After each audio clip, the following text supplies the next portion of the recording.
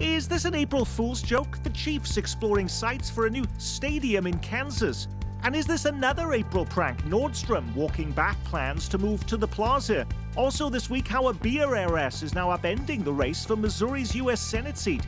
He knelt to honor George Floyd. Now the police chief says he didn't really mean it. Plus your handy-dandy guide to next week's big election. What, you didn't know there was one? Well, we have your back. Straight ahead. Week in Review is made possible through the generous support of AARP Kansas City, RSM, Dave and Jamie Cummings, Bob and Marlise Gorley, the Courtney S. Turner Charitable Trust, John H. Mize and Bank of America N.A. co-trustees, and by viewers like you. Thank you.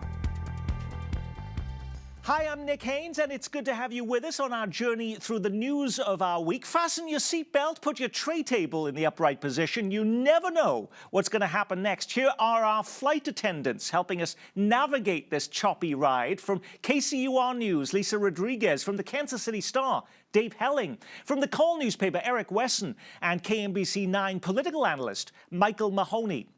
Is this an April Fool's joke? The president of the Chiefs says the team is exploring sites for a new stadium in Kansas. During a wide-ranging interview with reporters at the NFL's off-season meeting in Florida, Mark Donovan claims the team has been pitched several options for a new stadium on the Kansas side. According to reports, the Legends area in Wyandotte County, which is already home to the Kansas Speedway and Children's Mercy Park, would likely be the top landing spot. But apparently, some locations in Johnson County are also being considered. So let me ask again, is this an April Fool's joke, Dave? No. From everything we've been able to ascertain, Nick, the Chiefs, as would be expected, are taking a look at all of their options, but they've been doing this for years. There were rumors about moves to Kansas 25 years ago, the last time that the stadium's tax came up for discussion. So this isn't a big surprise. And the specifics are less important, Nick, than the general conclusion we can reach, which is the Chiefs are saying, don't forget about us. Whatever you're thinking about doing for the Kansas City Royals, including moving them downtown, we're going to get the same opportunities that the baseball team gets. And Mark Donovan, I think, was busy reminding people of that this week. Eric, are they really serious about this, though? Or is this really a manipulative exercise to try and get Kansas City and, perhaps more importantly, Jackson County officials to open up the purse strings and say, we're going to throw lots of money at you to make sure you get whatever you want? Yeah, I think it's just a strategy move to, one, get a new stadium, possibly a bigger stadium, maybe getting a bigger place to have tailgate parties, because that's a big sale. I don't think anybody should be surprised that they're looking around the metro. Dallas Cowboys don't play in Dallas. The New York Jets and New York Giants don't play in New York. They don't even play in New York State. Buffalo Bills don't play in Buffalo, New York. The thing about it is it would stay in the metro. What you're not hearing are the Chiefs saying, hey, look, we're looking at San Antonio. We're looking at another market. Lisa, it's been more than 25 years now since Kansas City voters on both sides of state line came together to vote on a bi-state tax that renovated the Union Station that we get to see today. Is this the winning combination, though, possibly now with this Chiefs? If the Chiefs were to move to Kansas and you'd have a downtown baseball stadium for the Royals, that you'd finally have an opportunity to get voters on both sides of the state line to say yes? I'm not sure that voters on the Missouri side are quite ready to let that stadium go yet. I see possibly a greater likelihood of something like this reigniting this economic border war that we've seen a little bit of a thaw in the last few years, in which Kansas is offering incentives to bring the stadium to their side of the state line, which has Missouri officials on alert to also offer incentives in there. It's unfortunate because in that situation, taxpayers are generally on the losing end of those border wars, as we've all of our outlets have reported before. Just quickly, keep in mind, Nick, that whatever happens with the Chiefs and Royals, the cost to build two new stadiums in our area would be enormous, easily $2 billion combined. And it's extremely hard to see how Jackson County can spend that kind of money on its own. And so the idea of moving one of them to Kansas has been under discussion for some time. and may become more prominent as the price tag becomes more evident to the people in our area.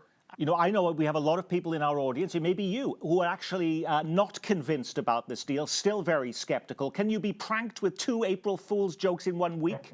What are we to make of this story? The Country Club Plaza's biggest catch may now be walking back its plans, according to a report in the Kansas City Star. Nordstrom no longer making its move from Oak Park Mall to the Plaza. Instead, it's renewing its lease at the Overland Park Base Mall. Some of us are still scratching our heads. After one delay after another, the new Plaza store is supposed to open next year. What happened, Dave? Well, I think the nature of retail is changing, Nick, and they're going to stay put in part because the finances may dictate it. The more important question, of course, is what this means for the Plaza. What does it mean to the Plaza if indeed this move takes place, Lisa? Yeah, I think it's a very concerning and critical moment for the Plaza. Now we haven't confirmed this move from Nordstrom yet, so there's still more to learn about what's going on. But I think if you're a store owner on the Plaza, there are real worries about what the future of this shopping district looks like. You know, you still have some of your restaurants there that are still doing pretty well, but a lot of places are moving from the Plaza, and it makes you wonder, has it outlived its history? Once a thriving area, or is it the management and the rent is too high in that area? You will hear smart people tell you that the future of the Plaza isn't retail, but it's entertainment.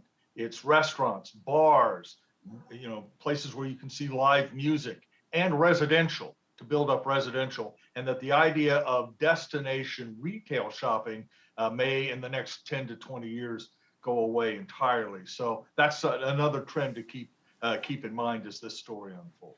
Next up, what a difference a week makes. Just days after Missouri Senate candidate Eric Greitens was dominating our news cycle over new abuse allegations from his ex-wife, could the Democrats have now found a new weapon to take the seat? An heiress to the Anheuser-Busch empire is now upending the race. When you say but, you say you care enough to only want the king of beers. I'm Trudy Busch Valentine. I'll put politics aside and put you and your family first. We'll show them we can work together. Trudy Busch Valentine is the daughter of beer baron August Anheuser-Busch, who built the company into the world's largest brewery. She has never run for elected office before, but she comes from one of the richest families in America, 16th richest, according to Forbes magazine, with more than $17 billion in family wealth. Does that now make her the person to beat for Missouri's Senate seat, or simply gives Democrats, Michael Mahoney, a slightly better chance of winning? No, it doesn't make her the person to beat. It does complicate the Missouri Senate Democratic primary substantially. Former State Senator Scott Sifton dropped out just before the filing deadline, immediately endorsed Trudy Busch Valentine. Valentine, by virtue of the money that she may be able to access, could be a self-funded candidate.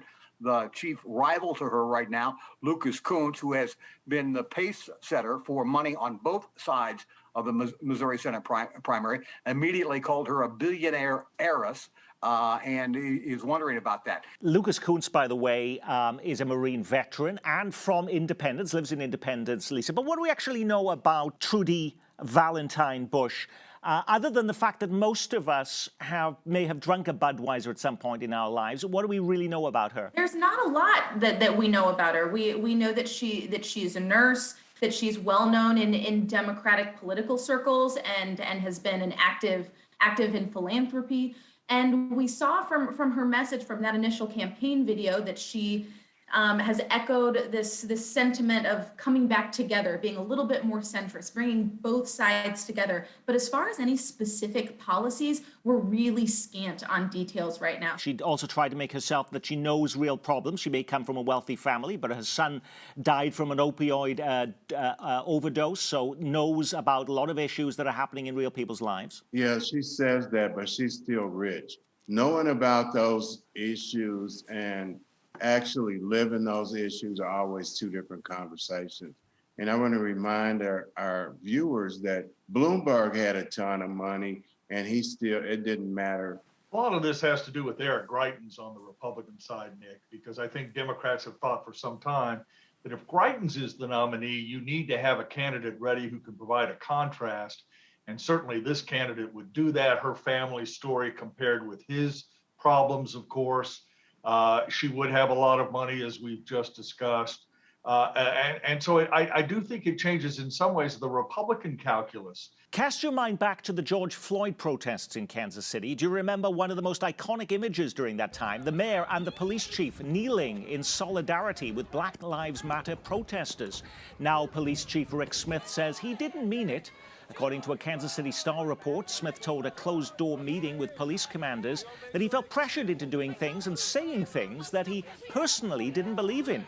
Now, this is coming from an anonymous source who was in the room, and Chief Smith isn't commenting. But with just 3 weeks left before he hangs up his badge and retires, so what? Is this going to push him out the door earlier, Eric? Is it going to influence the search for a new police chief? No, it's not. It's not going to push him out any earlier. I wasn't surprised. There was nothing in those exposés that surprised me about the police department. I think it's one of those things that Black people know that white people are just learning about when it comes to the police chief. But I wasn't surprised by his comment. It seemed like it was just par for the course. Michael. I wondered at the time about the sincerity of that. I will also say that if he told commanders I did that just to go along and didn't really believe it, given the dynamics and the atmosphere in that park at that moment when all these folks knelt down and the chief of police didn't kneel down, it would have ratcheted up the tension that was already pretty high. So you're seeing it in a very different way. I mean, so that by swallowing his own beliefs, Lisa, the police chief may have stopped more violence and property damage in Kansas City. Certainly, it would have been far worse had he not knelt in that moment. But I have to think, hearing this be, if you're a Black police officer in this department and you've already experienced a history of these aggressions, of uneven discipline, to, in addition, hear that, have that trickle out from the department that he really didn't mean it, it's a wonder to me why anyone would stay. I think it's just indicative of this culture that has permeated for Black officers in the Kansas City Police Department. And to Eric's point, the fact that this is not a surprise is sad, is very sad.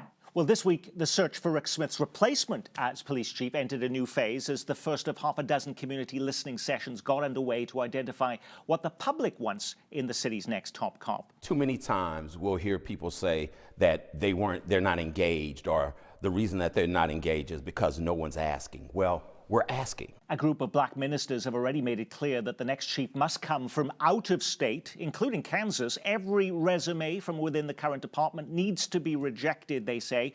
Is that important to the public, too, at these listening sessions, or do they have other priorities, Dave?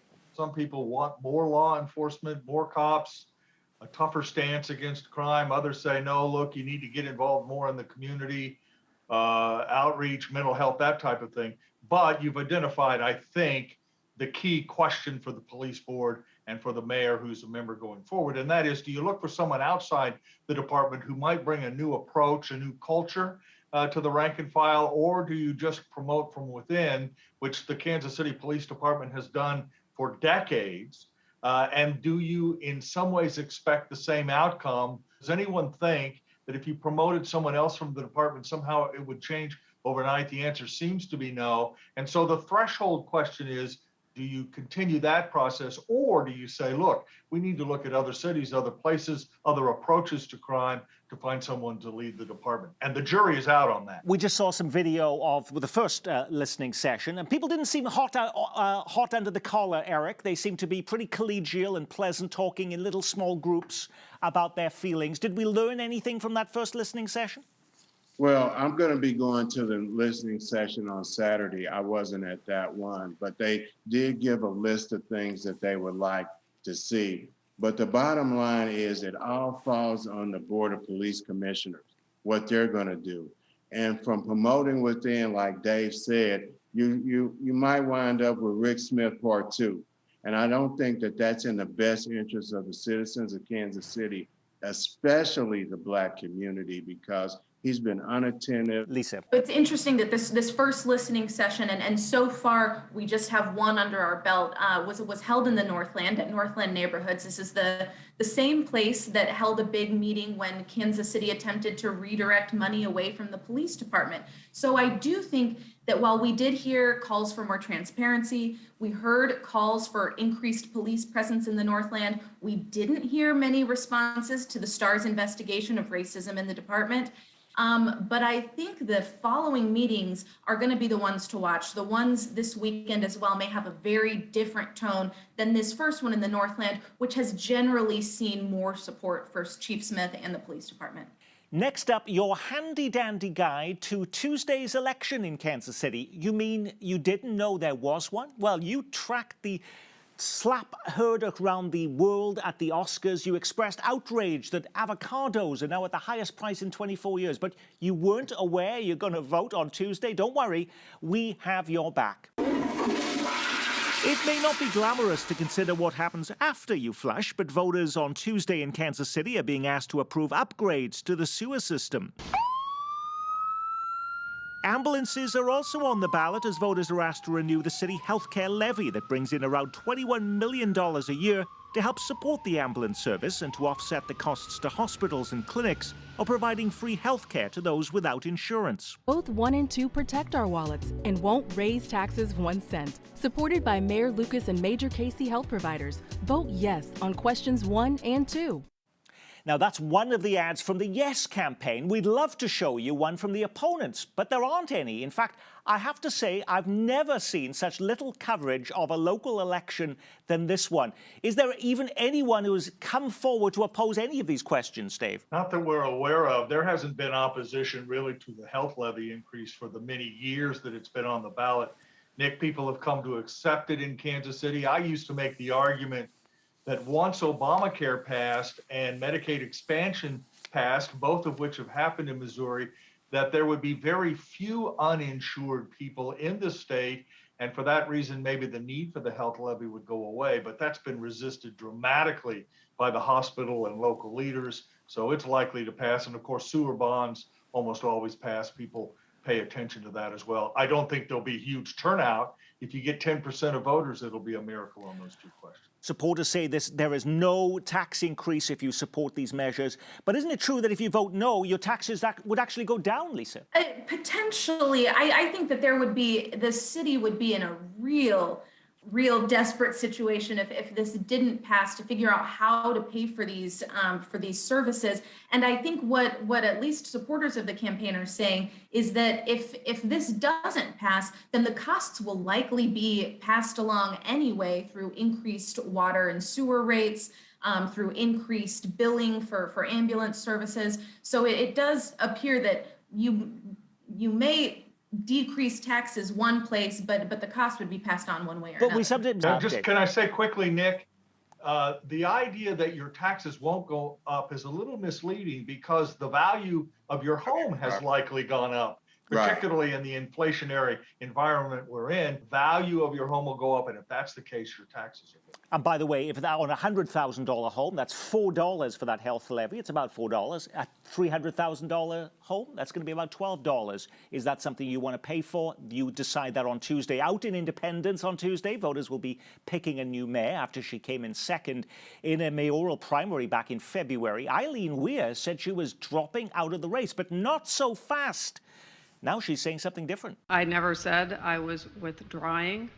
So I said I was ceasing my campaign. So help. What does that mean? If she beats state lawmaker Roy Rowland on Tuesday, will she now stay in office, Michael? Yeah, she will, but that's certainly not the message that Eileen Ware left with voters. I think most voters and independents believed that Eileen Ware, the incumbent mayor, was not only ceasing her campaign, but dropping out. Seems a little misleading, Lisa. It does. It's a confused. I can't make sense of why this would be a position she wants to clarify now. Maybe my colleagues have a better idea, but I was generally confused by the news. Well, last fall, voters in Kansas were deciding contentious school board races that were pitting candidates against each other on divisive issues like mask mandates and critical race theory. Now it's Missouri's turn on Tuesday.